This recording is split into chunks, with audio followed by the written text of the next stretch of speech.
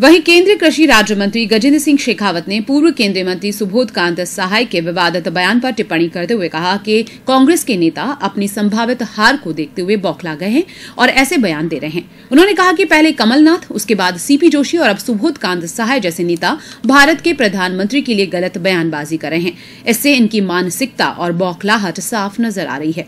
उन्होंने कहा कि प्रधानमंत्री का अपमान करना भारत की जनता का अपमान करने जैसा है। उन्होंने सहाय की बयानबाजी की निंदा की। ये कांग्रेस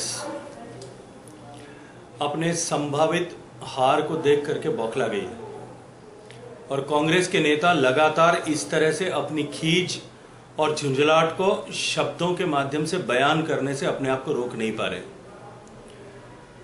एक क्रम देखिए, सीपी जोशी साहब ने जिस तरह का बयान दिया और जिस मनुवादी मानसिकता का उन्होंने परिचय दिया, जिस देश में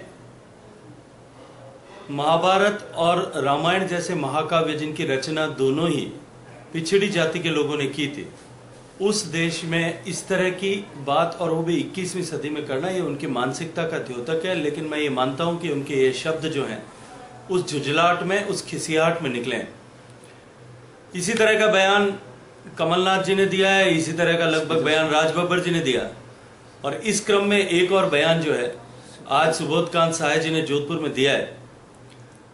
आज जब पूरे देश में देश ये मानता है कि माननीय मोदी जी ने पूरी दुनिया में भारत की प्रतिष्ठा को बढ़ाने के लिए काम किया है और भारत की प्रतिष्ठा को, भारत, भारतीयता और भारतीयों की प्रतिष्ठा को पूरे विश्व में बढ़ाया है, ऐसी परिसमय में माननीय मोदी जी को इस चुनाव के समय में मदारी के साथ में तुलना करना, मुझे लगता है कि इससे ज्यादा दुर्भाग्यपूर्ण कुछ नहीं हो सकता।